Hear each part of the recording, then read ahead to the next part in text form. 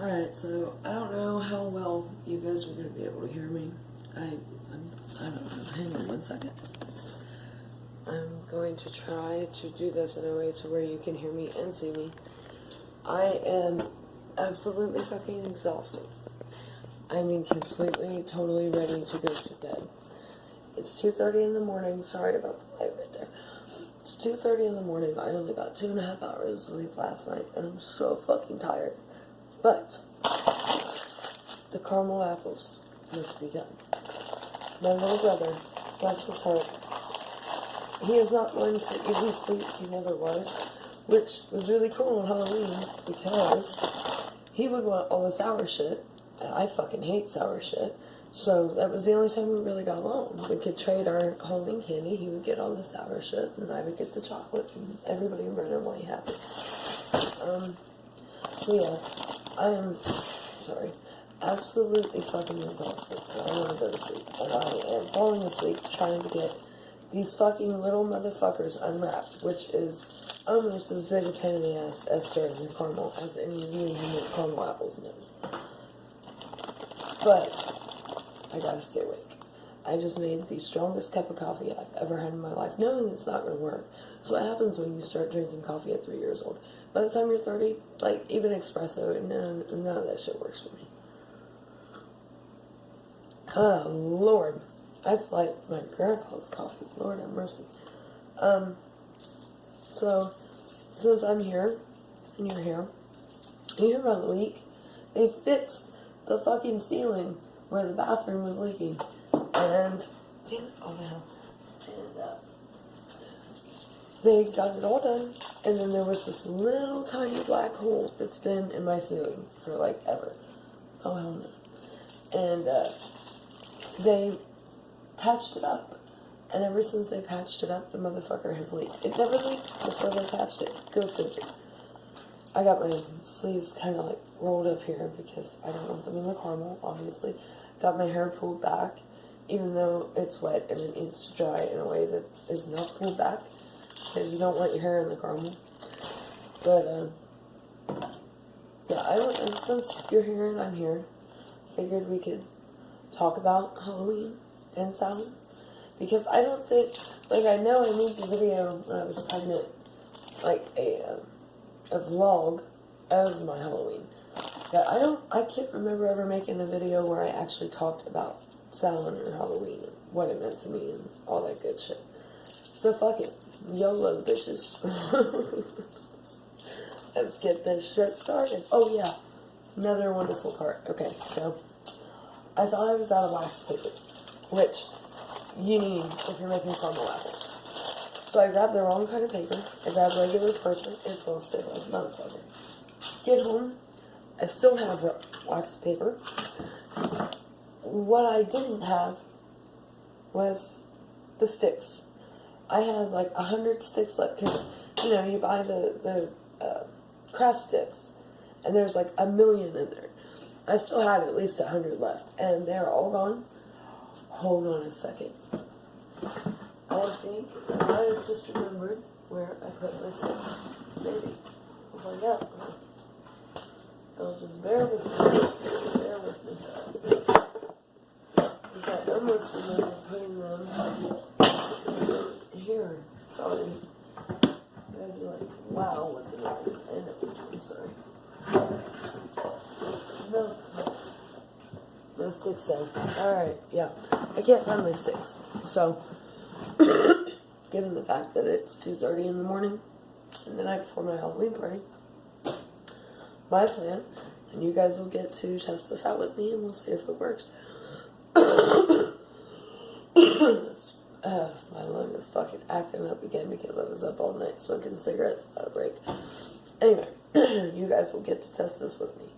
My plan is to take a fork, dip the fucking caramel in, which the sticks always break anyway when you're trying to do that, and you sit the apple on the paper and take the fork back out and rinse and repeat. And then tomorrow I will get the sticks and stab them through the apples so everybody has a stick to get their fucking apple with. So we shall see if this works.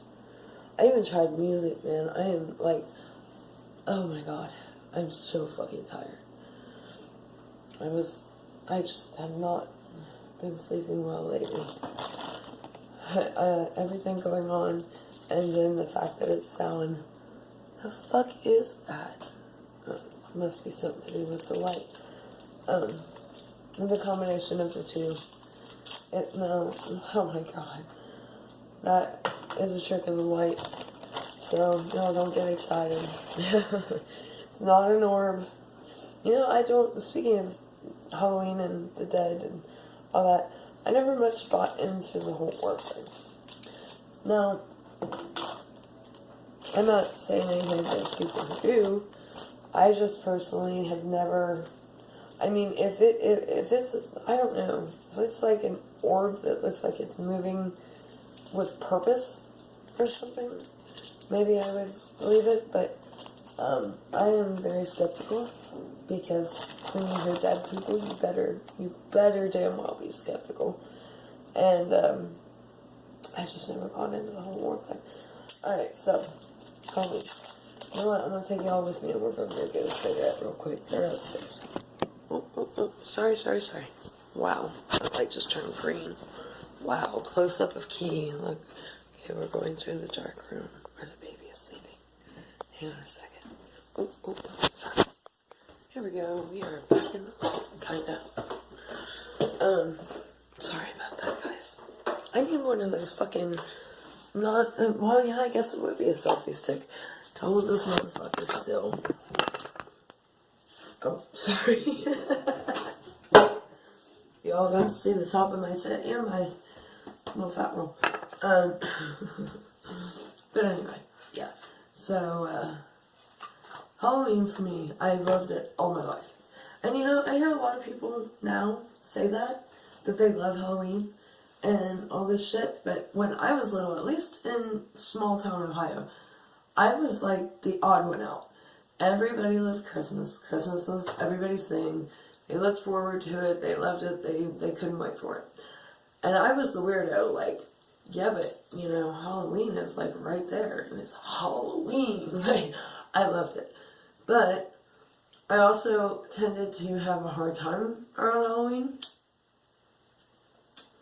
because I had no idea at that time how to block spirits at all, and they get very, very, very intense around this time of year. Very intense. I mean, like, even if you do know how to block them, there have been times, like 2012, I don't know if I told you guys about this or not, I might have, but if I did, I'm going to tell you again. In 2012, on Halloween night, my mother came over to hang out with me for Halloween, and I was in bed.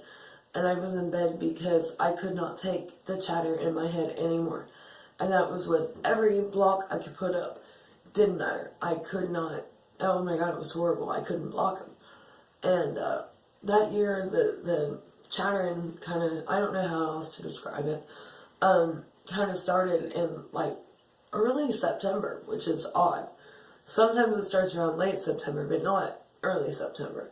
I don't know why some years are worse than others. I mean, worse probably isn't the right word, but worse if it's your head that you're trying to quiet. I don't know why that is. I don't know. There's a lot of things I know that make me question the things I don't know, that make me feel like I know nothing at all. Does that make any sense? Like, okay, we all talk about a veil thinning between the worlds. What the fuck is the veil? You know, what is it? And why is it thin? And I personally kind of have a theory that the energy that is the veil would have to have something to do with the physical earth and its seasons. Otherwise, why would it do that at the same time every year? But what is the correlation? Anyway, I can't get that deep right now because I'm too fucking exhausted. But yeah, those are questions I ask myself and brood over for days on end because I have fucking issues. But yeah, so back to what I was talking about to begin with. I really, really, really loved Halloween. I loved dressing up, even though back in the 90s, when you were poor, you had lame-ass costumes that If you did get one of the store-bought, because, you know, back in my day, people still made their own costumes. You don't see any of that anymore. You don't see anybody with the sheep one and the eyes cut out and, hey, I'm a ghosty. But anyway, if you got the store-bought costume and you were poor, 9 times out of 10, the motherfucker was made of the cheapest plastic known to man. I remember I had a pink Power Ranger costume when I was 6. As soon as I went to put this cheap-ass plastic motherfucker on my body, the fucking leg ripped all the way up. So here I am, taping up the leg of my motherfucking costume with like 15 minutes until trick-or-treat was supposed to start. It was craziness. It was craziness. Oh, and the cheap-ass plastic mask that you had to wear over your face. I'm telling you what, y'all, I got a mask this year that'll make up for every shitty, cheap mask I ever had to wear as a child. You guys will see it. It's awesome. But yeah, like, they were horrible. You were almost better off going with the sheep with the eyeballs cut out, really. Then there was this one year, my fucking mother, that woman, and her dipshit best friend, who is the living embodiment of pure evil, but I'll make a video about that some other time, had the bright idea, I was 4 or 5, to get this horrible, and I mean horrible, oatmeal shit. I was a witch. They made me a witch. They got this terrible oatmeal shit and put it on my face. And it was green, and then there was another that was orange. I remember the green one real well. And, you know, caked it on my face. And it was the itchiest experience of my life, including fucking chicken pox. Like, it was horrible. And they wouldn't take it off. Like, it was awful. I would never do that to River. Never. I'm not. But anyway. Yeah, so I had to deal with a lot of Halloween costume malfunctions and misfortunes. But it's alright. I make up for it by buying every badass costume I can get my hands on if I can afford it. It was still my favorite holiday, though. Even with the cheap plastic mask and the cheap plastic pants and the... God damn. See, this fucking dress, I think I bought it in a large last year because that was the last one left. And my titties do not feel large anymore. They don't. The tatas shrank when everything else did. Yeah, even with all that, I loved Halloween. And even with the dead people in my head, there was still this energy about this time of year. Which, again, that's another thing. When I was a child, everybody's favorite season was summer. Grown people, children, everybody fucking loved summer. That's all you heard. I can't wait for summer. If you liked fall, you were one of maybe 1,000. And now everybody loves fall. I don't know. I kind of think it's like a social thing. Like, it says something about our society. I just don't know what it says, but I don't know, because it's just weird. I guess everybody's getting on the wavelength of the weird people. I don't know. But there was just an energy about this time of year that I fucking loved. And I couldn't get enough of it. And as soon as fucking September hit, and it started to get like maybe one cool night, it's like, oh my god, come on, fall, come on. Like a kid waiting on Christmas Eve. Oh man, I better slack up. Sorry guys. But, oh my fucking god. Yeah. So, even though I loved the energy of this time of year though, oh my god, I totally just lost my train of thought. Here I go again. Being sleep deprived doesn't help that. Alright, I'm gonna move on to something else until that comes back. This is gonna sound fucking really weird.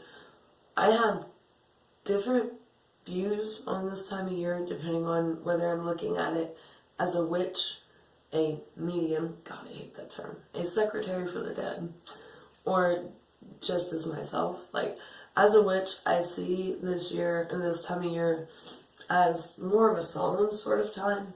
And not because of the mention of death. Death to me, I don't know. I don't know if other people who hear dead people feel this way or not. But for me personally, because I've always had one foot on the other world, death is not solemn. Death is just human. Like, if the circumstances surrounding the death are tragic, it is tragic. If the circumstances surrounding the death are, I don't know, anything other than tragic. If it's an 89-year-old man who passed away in his bed and felt no pain, to me, it's not tragic. It's just human. And yes, I am half ashamed to tell y'all, I have heard stories of deaths that made me kind of laugh a little bit. But the dead people laughed with me, so I'm not that bad, I swear. But I don't look at death as just the solemn thing. I don't. To me, it is just human. It's just another part of being human. So that's not why I see it as being solemn. I see it as being a more solemn time because of the Celtic New Year, for me, spiritual New Year aspect of it. You know how on New Year's Eve, you sit there and you think about the things that have happened over the year, things you want to change, things you wish you did, that sort of shit. Well, I start doing that with my spiritual life. Like, what insights have I gained this year? What shit am I more confused about than I was last year?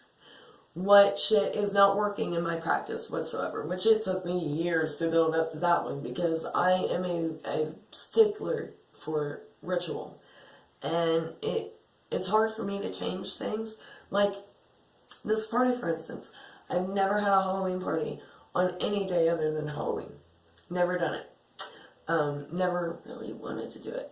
But my little brother and my niece could only come up if we had it on a day that his mother, or the mother of his child, and my sister-in-law is what I call her, but they're not married, on a day that she was off work. So we're having it on a Saturday.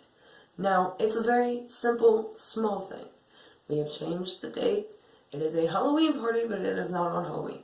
Everybody's done it. Everybody else in the whole fucking world has gone to a Halloween party, not on Halloween. For me, it's like, oh my god, we're changing it, and I can't change it, It's horrible. But yeah, so getting to a point where I would be honest about what was working in my practice and what was not working in my practice, that was hard for me, but it was also necessary. Because you can't be like that. If you are like that, then any insights that you gain, any knowledge that you have is going to be wasted. Look at all my wrinkles. Look at that shit. That's from smoking right there. And then that's from terrible genetics. Those started when I was 18. Alright, enough of the wrinkles. Back to this whole taking. Oh, sorry, we're going through the dark part again. I am here, my friends. I am here. Alright. Sleeping baby. Hush, hush, hush. Darkness. And here I am. Y'all were like, your motherfucking mind. Yes. Oh. I got you all propped up. Here, hold on. I'm going to show y'all what I got this propped up on. That is what I have y'all propped up on. Can you see it? Right here. This is my little witch doll. I was buying my niece brat dolls. She was into brat dolls. She was like 3. For Christmas. And then she would. Yeah, she went and bought 3 for it. And I found these like brat monster dolls. They were before Monster High. They were kind of, I think, the prelude to. I am like fucking doing things that I'm not trying to do. Goddamn touchscreens. That is the one thing that drives me nuts about touchscreens. Because you touch fucking anything and you can fuck up the whole thing. Alright, now you stood up just fine before I oh no, god damn it. And y'all know I won't edit that out. I don't edit out anything. Don't know how I am. itchy. No, my lord. Hold on. I will fix this, my friends. But, yeah, back to the doll. I got my niece this fairy doll. It was beautiful. It really was. It was so pretty. Because, thanks to me, my niece is a fairy fanatic. She still, to this day, goes to my grandparents' house, and they have this stump in the backyard. And, you know, it's just a tree stump. Nothing special, nothing fancy. But I convinced her when she was very, very small. This tree stump has fairies in it. She is now 8 years old, 8.5. Sorry, guys. And she still goes to that tree stump and looks for fairies. The power of telling your niece what's up when she's a little tiny child. Anyway. I got her the fairy, Lord, and I saw the witch doll complete with broom and hat and whole 9 yards, and I had just started writing about Keela, my Scottish Highland witch character, and the doll looked identical to Keela. Same weird eyes, whole 9 yards. Well, Keela's eyes change color depending on her mood, but that's her happy eye color, in case any of you guys actually bothered to read my book and have ever wondered. The color of the doll's eyes are Keela's happy eye color. But, yeah, I had to have it. Oh my god, something me about my fucking hands. Back to home.